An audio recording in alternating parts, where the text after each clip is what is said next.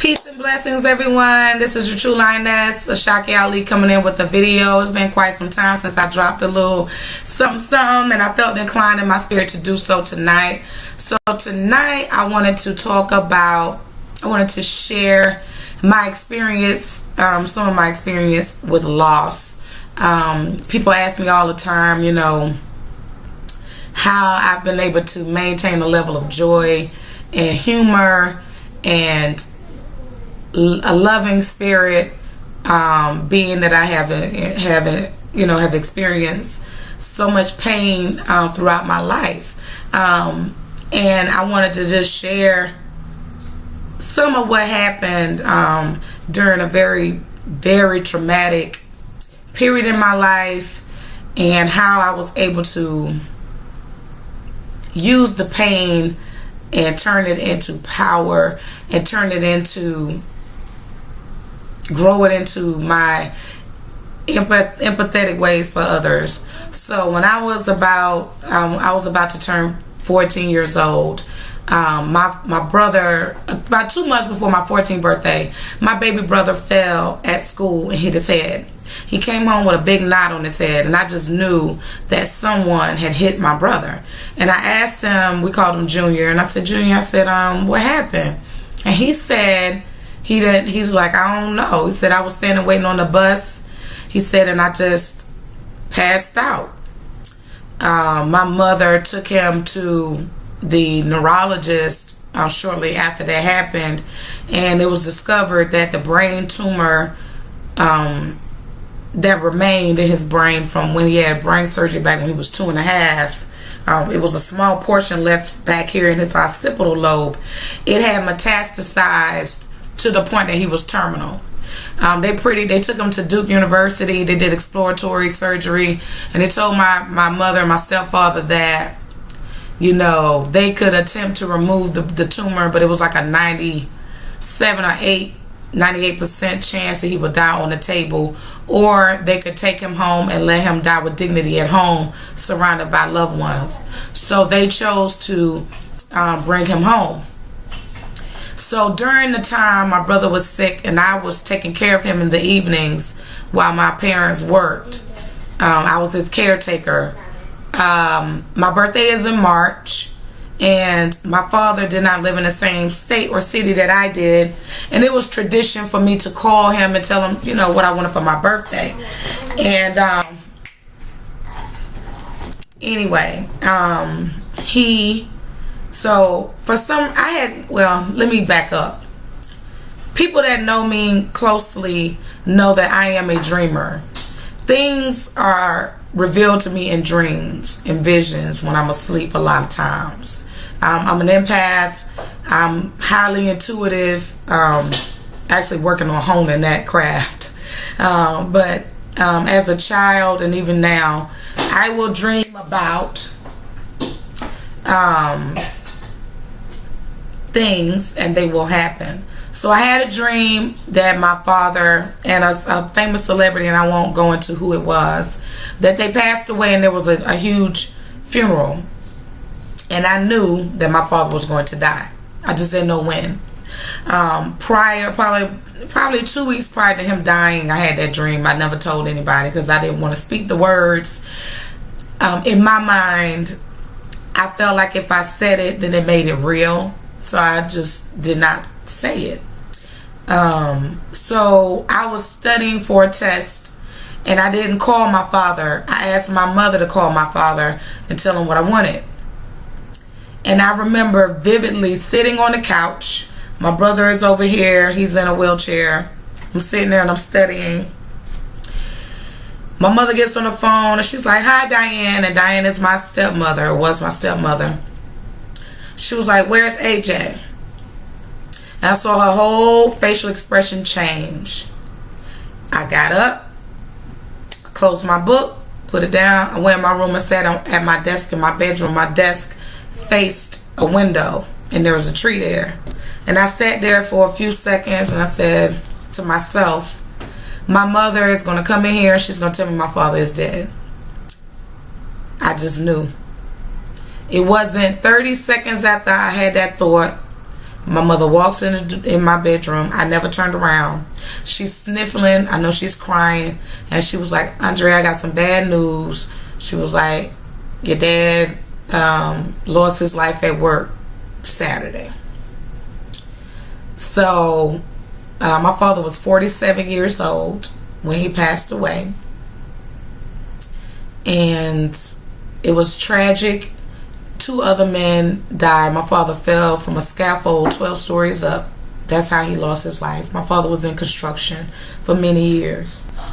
So I lose my dad. Meanwhile, my brother is dying actively. We know. They told my parents that my brother would not live to see his 11th birthday. My birthday is March 15th. My brother's birthday was March 29th. So he fell in January. We had a big party February 14th. My father died on March the 4th. And then 2 weeks after my father died, my brother dies. The night before my brother died March 23rd. March 22nd, I was there with him like I always am. And he looked at me and he said, I don't feel good. I want to go to bed. We had a hospital bed and the whole works was in there. I took him, I helped him get into bed, settled him down a little, I bathed him off and stuff and got him in the bed. I got on the phone with my boyfriend. My boyfriend at the time was this guy that I grew up with named Maney. We called him Maney. And I was on the phone with Maney and I could hear my brother breathing very hard. And I told him, I said, he don't sound good. I need to call my mother. She was working. I called her at work, told her, his breathing is bad. Come in, you need to come and see about him. They rushed him to the hospital. Long story short, I went to school the next day and it was a daze. They came and got me out of school early. I went to see my brother. I climbed on the bed and I talked to him. By this time, he was on his last leg in that evening before he passed away.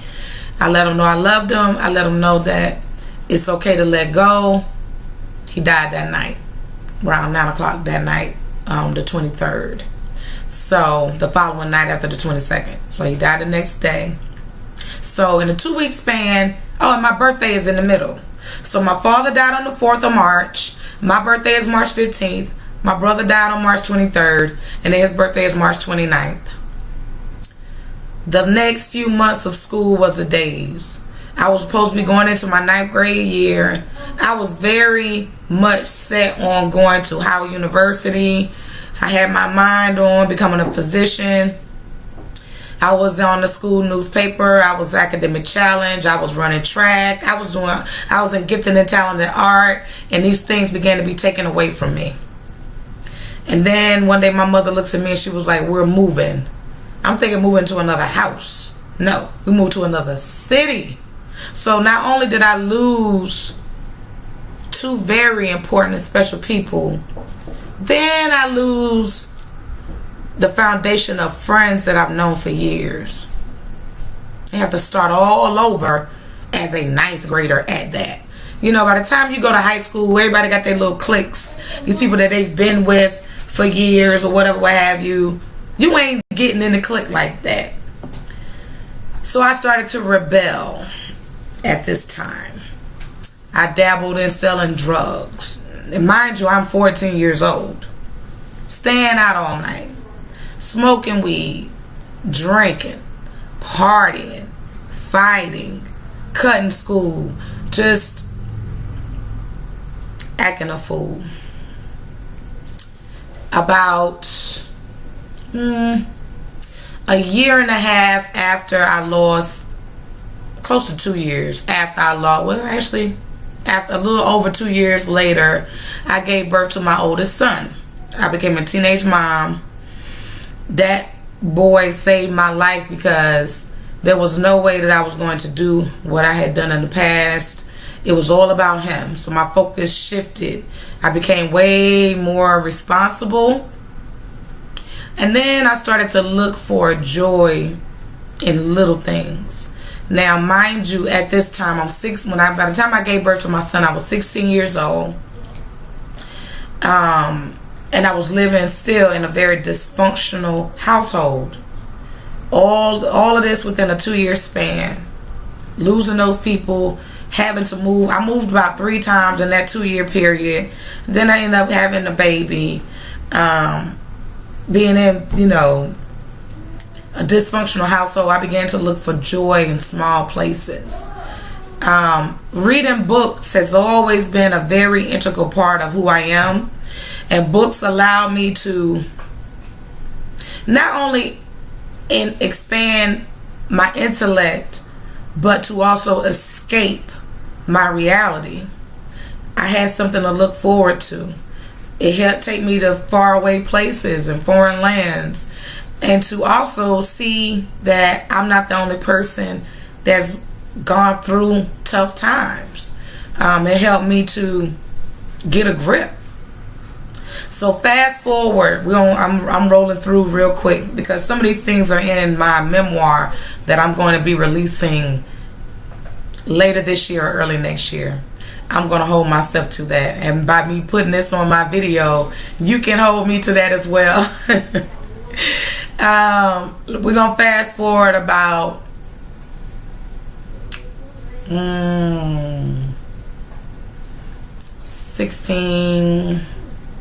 4 years.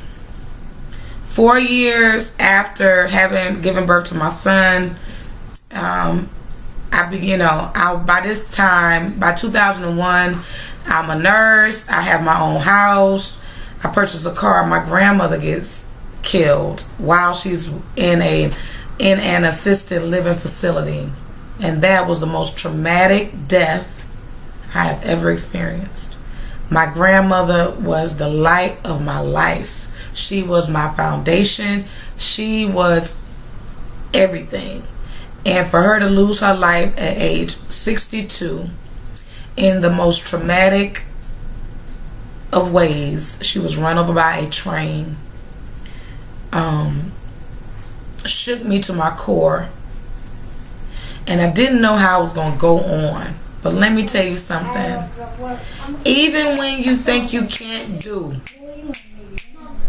even when you think you cannot do or cannot make it, our ancestors will push us, the universe will push us, and our higher self will hold us up. When I lost my grandmother, I was in that first abusive marriage also. He did not attend my grandmother's funeral service, and I eulogized her. I remember I used to spend time in the mirror, and I would tell myself, you are worthy of more than this. You are beautiful, you are smart, and you're going to get through this. You are stronger than you ever can imagine. I would tell myself these affirmations. Now I know what to call them. At the time I didn't know what I was doing, but I was pushing and propelling myself to continue. There have been times that I wanted to give up and throw in the towel, and I have said it. I give up. I can't do this anymore. But there's always something inside of me. My spirit is set up in such a way that I can never stop. I can never give up. I would look at my son and I would imagine me being gone, and what would his life be like if I was gone, if I was dead, if I was incapable of doing what I have been doing. I've had some escapist behaviors at periods of my life as far as drinking and partying, but I never lost the foundation of that inner knowing that everything will be fine as long as I never, ever, ever succeed, give up, throw in the towel, just stop caring. And that's what I want to encourage you to do. You know, we all have gone through tough times, hard times, heartbreaks, you know, times that we just felt like we could not go on. But if you sit still enough and you sit quiet enough, your inner self, your shadow self, your higher self will speak, and you will feel that strength inside, and you will feel the drive, and you will feel propelled to continue going on. Let me tell you something. There were times that I could have lost my life. There was times that I said I hate my life. There were times that I questioned why I was here, or why my life is as it is. Why couldn't I be born in a family that had thus and so? Why have I been mistreated? Why me? And there's one of the answers that I've come up with over the years is I'm here to help others to never, ever, ever, ever, ever be defined by what anyone else says or thinks of you. To never, ever, ever give up, give out, or give in. I hope my sharing has been somewhat motivational, even though motivation is intrinsic, at the very least inspirational. I cry just like you cry, but guess what? I don't dwell there long, and neither shall you. You guys rock with me. Hold on. Share my channel with your friends. Please encourage them to subscribe. I'm going to be sharing a lot more of myself, giving some tips and information. Also, there are other ways to connect with me as well. So besides my YouTube channel, I also have a blog. It is wordsofalionessblog.com. You can follow. That's a blog spot. Not Blogspot, I'm so sorry. That's a WordPress blog. wordsofalionessblog.com.